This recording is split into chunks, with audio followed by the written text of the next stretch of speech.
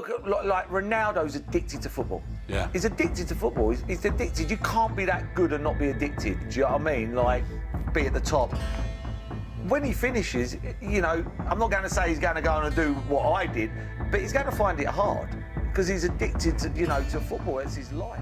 Paul Merson has never been shy about speaking his mind. At 58, he's seen enough of football's highs and lows to know exactly what real quality looks like, and more importantly, what it costs. He played through an era when the game was raw, the pressure was relentless, and the men who survived it did so through sheer force of character. So when Merson talks about respect, it's not the kind you hand out casually, it's the kind that's been earned through years of watching someone up close, sharing dressing rooms, sharing struggles, and understanding what it actually takes to last at the top. I am Oliver, and this is Sport Icons. These are the 7 UK footballers Paul Merson has consistently named as men he genuinely looked up to.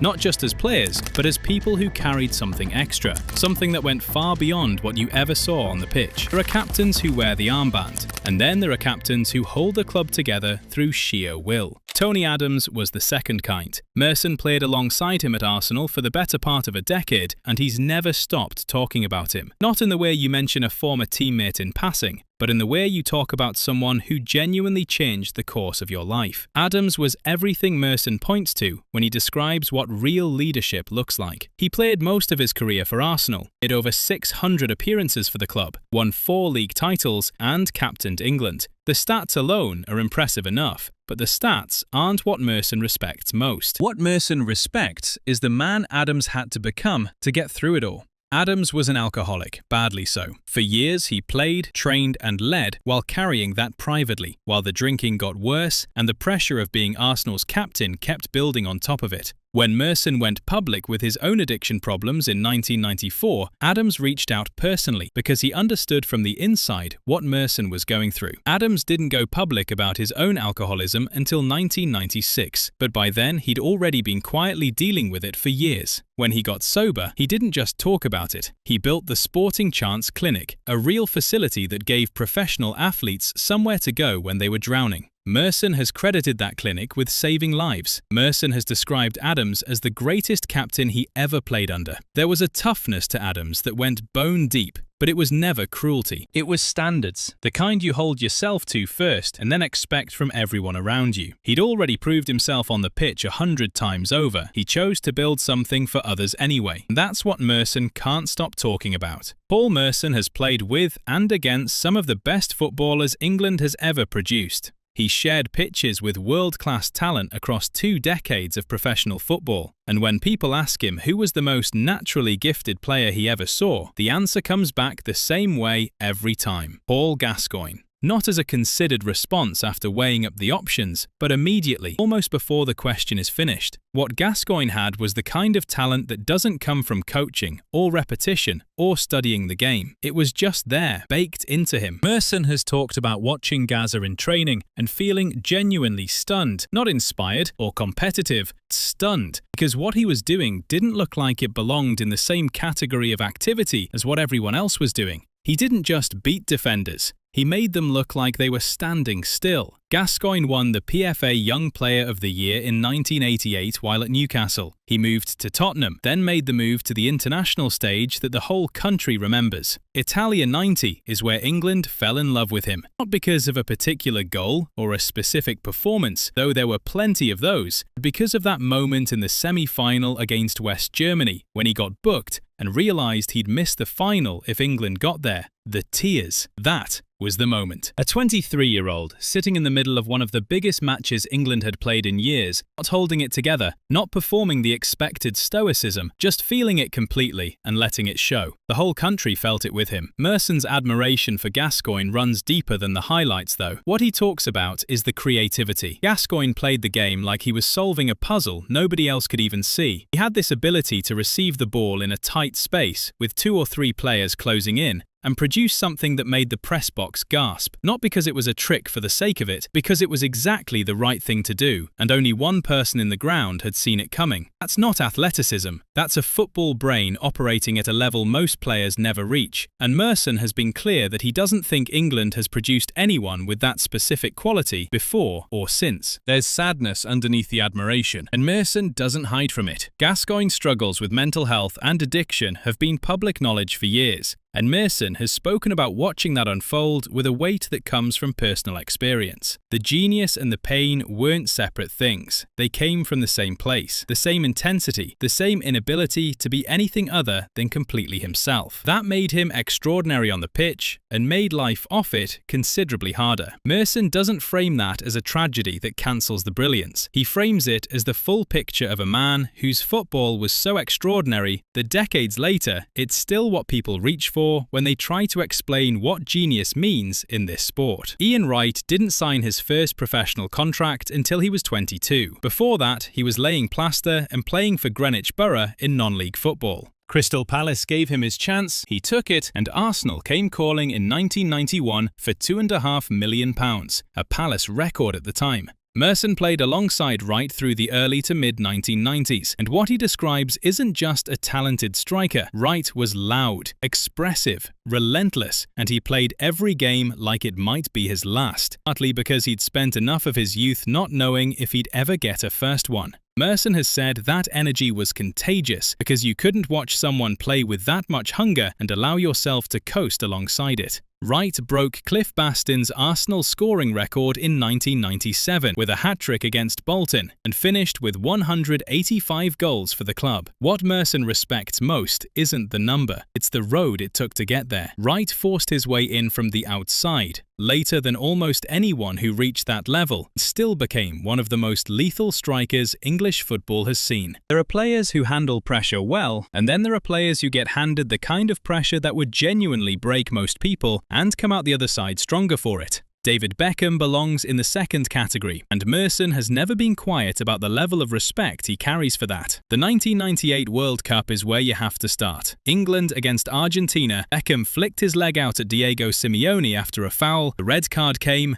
England lost on penalties, and the country turned on him in a way that was genuinely ugly. Effigies outside pubs, tabloids tearing him apart for months, grounds greeting him with organised hostility the whole following season. For a 23-year-old, that's not just bad press, that's your entire public identity being dismantled in real time. Merson has spoken about what it takes to walk back into that, and not just survive it, but perform through it. By 2001, when Beckham curled that free kick against Greece in the final minute to send England to the World Cup, the same country that had wanted to bury him was celebrating him again. He'd earned every inch of that through sheer refusal to crumble. Beckham was one of the hardest trainers at Manchester United, and Merson has echoed Ferguson's praise of his work ethic consistently. He was never the fastest. He wasn't beating 3 men in a burst. What he had was precision, and a delivery from wide areas that across the whole Premier League era was probably unmatched. You knew what he was going to do and still couldn't stop it. That doesn't come from talent alone. It comes from someone who decided they'd be the best in the world at their specific role and put the work in until they were. Ask Merson who the most complete striker of the Premier League era was, and the answer doesn't take long. Alan Shearer. Not the most gifted, he'd give that to Gascoigne without hesitation, but the most complete, the striker who had everything and used all of it every time. That's Shearer. Shearer retired with 260 Premier League goals, a record that still stands. He scored with both feet, from headers, from the spot, and he scored when teams were set up specifically to stop him. None of it mattered. He found a way through regardless. What Merson keeps coming back to isn't just the goals. Shearer held the ball up, ran channels, and created space for others even when the ball never reached him. He pressed from the front and forced defenders into bad decisions. The kind of work that doesn't show up in highlights, but that teammates notice every week. He didn't draw fouls by going looking for contact. He welcomed it because he knew he'd win it, and defenders who tried to bully him spent 90 minutes finding out he bullied back harder. He captained England with the same directness he brought to Newcastle. No theatre, no politics, just a player who led by performing. For Merson, that combination is about as close to the ideal striker as English football has produced. There's a specific kind of footballer who makes you put down whatever you're doing and just watch. Not because something dramatic is about to happen, but because the ball is at their feet and you genuinely don't know what comes next. Matt Le Tissier was that player, and Merson has spoken about him with a kind of reverence you usually reserve for people who did something that can't quite be explained in normal terms. Le Tissier spent almost his entire career at Southampton, which is part of what makes his story so unusual. He never chased the big move. He stayed on the south coast, played in a team that spent most of its existence fighting to stay in the top flight, and still produced moments of such absurd quality that the football world never quite stopped asking why he didn't go somewhere larger to do it. Merson's answer, essentially, is that the size of the stage was never the point. What Le Tissier had couldn't be measured by the club he played for. What Merson talks about specifically is the technical range. Le Tissier could chip goalkeepers, volley from distance with either foot, produce flicked finishes in tight angles that looked impossible until they were already in the net. He scored 209 goals for Southampton across more than 400 appearances, and a significant number of them were the kind of goals other players attempt once in a career and miss. Le Tissier was attempting them regularly and converting them at a rate that felt unfair to everyone watching from the terraces opposite. The penalty record is the detail that Merson finds almost impossible to dismiss. Le Tissier took 49 penalties in his career at Southampton and missed one. That's not composure under pressure, something closer to a different relationship with high-stakes moments than most professional footballers ever develop. The pressure that causes other players to tighten up, to underhit or overrun, didn't seem to reach him in the same way. He stepped up, placed it, and the outcome was almost never in doubt. Merson's deeper admiration is for the fact that Le Tissier never simplified his game to protect himself from failure. He kept trying the difficult thing, kept attempting the pass nobody else saw, and the finish nobody else would have considered, even when it didn't come off. There's a type of technically gifted player who, as they get older, retreats towards safety and stops taking risks with the ball. Le Tissier never did that. He played the same way at 33 that he'd played at 22, with complete confidence in his own instincts and absolutely no interest in doing anything the straightforward way if a better option existed. What made Le Tissier specifically difficult to defend against was that he didn't have a pattern. Most technical players have a preferred side, a go-to move, a tell defenders can clock after a few games of footage. Le Tissier didn't offer that. He could receive on his left, shift to his right, and produce a finish from outside the box that dipped under the bar before the keeper had processed what was happening. Merson has pointed to specific goals: the chip against Blackburn, the volley against Newcastle, not as party tricks, but as evidence of a player who had genuinely mastered the ball in a way that made the goalkeeper's positioning almost irrelevant. For Merson, that combination of elite technique and fearless decision-making places Le Tissier in a category of English footballer that's genuinely rare. Gifted players are not unusual. Players who trust their gifts completely, game after game, season after season, a club without the safety net of a title-chasing squad around them, are considerably harder to find. Gary Lineker is the kind of player whose record tells most of the story before you even start. 48 goals in 80 appearances for England, the Golden Boot at the 1986 World Cup, a career that took in Everton, Barcelona, Tottenham and Grampus 8, and produced goals at every stop without a single red card across the entire span of it. That last detail is the one Merson tends to come back to because it tells you something about the intelligence of the man as much as the discipline. What Merson respects about Lineker is how he scored. He wasn't a physical presence in the way Shearer was. He didn't overpower defenders or win headers through aggression. What he had was timing, positioning, and a reading of the game that let him be in the right place before the ball arrived, not just often, but with a consistency that elite defenders found genuinely difficult to plan against. You can mark a striker who always makes the same run. Lineker's runs look different every time because they came from understanding rather than habit. Merson also points to the way Lineker handled himself in the international environment, where ego and selection politics often make things messier than they need to be. Lineker led by producing. He showed up in tournaments, in the matches that mattered most, and put the ball in the net. At the 1986 World Cup, he scored 6 goals. At Italia 90, 4 more. When England needed him most, he was there. That reliability, that refusal to go missing when the pressure was highest, something Merson measures every player against and finds most of them wanting.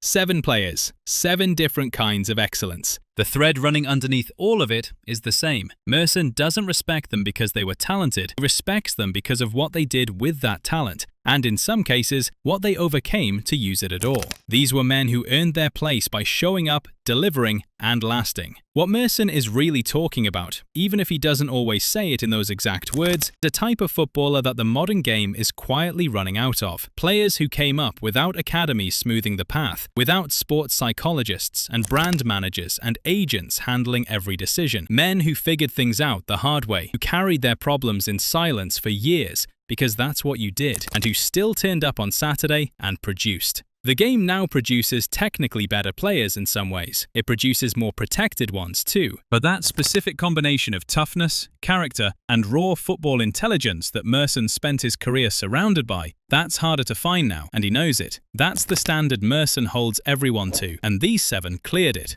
Drop a name in the comments and subscribe for more stories like this.